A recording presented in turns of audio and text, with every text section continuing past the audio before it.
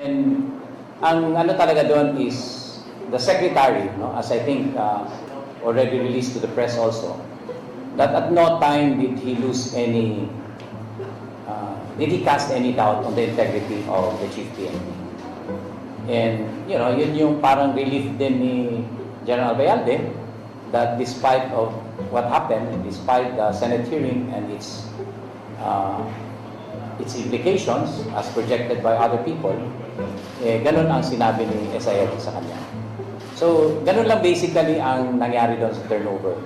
As a matter of fact, the turnover was just very simple, just to ensure that the secretary would, what the secretary views on the status of the Chief PNP, and he really respected the decision of the Chief PNP to go on a non-duty status. Okay, thank you, Mark. Ramo. Hello, Sir Ramo Talabong from Raptor, sir. I understand that this is a very important time for transition, so I wanted to ask, how abrupt is this stepping down of the Philippine National Police Chief? Did he let the command know in advance, or is this morning thing? How early did you know? How? Early did you know that PNP Chief Oscar Albayalde was stepping down as being the OIC now? It's quite personal, but let's take it. As soon as he announced it and rendered his speech, we'll learn of it. You only learned of it after the announcement? Yes, So, yes. okay, sir. Yung investigations rin na napo, is it still ongoing after this? Kasi si General Anyo, sabi niya mayroon investigation na po on the fate of General Albayalde. Is it now moved because he is on leave? What will happen? Well, the primary consideration in any case is jurisdiction. Not unless the Chief PNP retires. The National Police Commission has jurisdiction over his person, and they can investigate. As to the details of that, please ask the chairman of its disposition. Sir, you're now OIC. Did the President there speak to you with the marching orders? What should you do about this poster? Well, the instruction of the President is that I'll be OIC while he's looking for the permanent Chief PNP and continue the work that the PNP should do on a daily basis. When was this conversation with President Paul? Basta nag-usap kami. Okay, so thank you. Thank you, Ramo. Next question. Alfred. Okay, Alfred, do you have? Any other question for the media? Wala pa? Sir, kamusta po yung feel na PNP right now, especially that your Chief PNP relinquished his post and now you're taking over, parang abrupt, kasi expect natin sa PNP relinquished na ako. Kamusta po yung pagkakata ng feeling sa organization right now? Well, the PNP is very dynamic. There's no question we're supposed to adjust. No? And the leader or leadership in the PNP is just one thing. There are still a lot of things that should be looked into. No? So hindi naman ibig sabihin na nagpalit yung chief, biglang bumitaw, etc. That we say, oh, stop tayo muna. Kasi mag-reflect muna tayo and then we'll think of things how it's going to be. We expect these things to happen. And we are and we should be ready with these kind of things happening in the organization. I think it's important for the PNP, your life on television. What is your message to them given this abrupt transition in the Philippine National Police this morning? Yes, I'd like to address to the entire Philippine National Police, to our elements, to our police commissioned officers, to our non-commissioned officers, to the non-uniformed personnel. This is a temporary sequence of events that's going to happen in the next few days. This is a transition, but we should not be remiss of our job. Let's do our job, you know your job on a daily basis, what you're supposed to do, and let not the other controversies affect us. Let's continue to work, which is to serve and to protect our people. Thank you, sir. Sir, on other issues, April, KCS, after April. Sir, other issues from your end, sir, isa dun sa mga harvest rate case po is 6 million lang daw po yung which is dapat is 35 million po. Yung allegations po na ang iba po ay pinoport ng officers po. Pero po bang investigate po? Yeah, as a matter of fact, there's an inquiry coming from the House of Representatives kasi sa kanila yung nag-emanate yung first raising of funds for that. And currently, the Criminal Investigation Protection Group is preparing the appropriate documents to show where the money went. But basically, when there are reward money, it should go to the informants. Pero kung paano malas ng bibiro-bebe po na o kung gumamit na po ng bawang mga government officials po, ano po masasabi ng PNP dito? And gano'n po ba mas-stricto yung PNP sa pagpapatupad po ng batas content sa pagkakas? Yes, under the law, there are only 4 who are authorized. Wang-wang, no? President, the Vice President, the Senate, President, and the Speaker of the House. And 5 pala, no? And the Chief PNP. So other than that, of course, ambulances, fire trucks, on official function. Then those are the strict limitation of the law. And it should be properly implemented, especially with traffic that we have now in Metropolis. Thank you, sir. Following the Oscar hospital, what do you think are the implications for the administration's foreign loans? And secondly, how will the PNP now go about the campaign under your leadership? Okay. It is very important that we go over the deliberation of the Senate. Me, for myself, have personally watched the Senate inquiry. And I think there are a lot of things which the senators are pressing on amendments of policies. Bakit tumagal ang implementation? Bakit na-downgrade? And what the PNP is going to do is we're going to get a transcript of this and himay-himayin namin. Because for sure, there is really a big avenue to revisit our policies na baguhin so that these things won't happen again. Do you think that the war on drugs is now validated since the leadership of the PNP was himself embroiled in Intercom's controversy?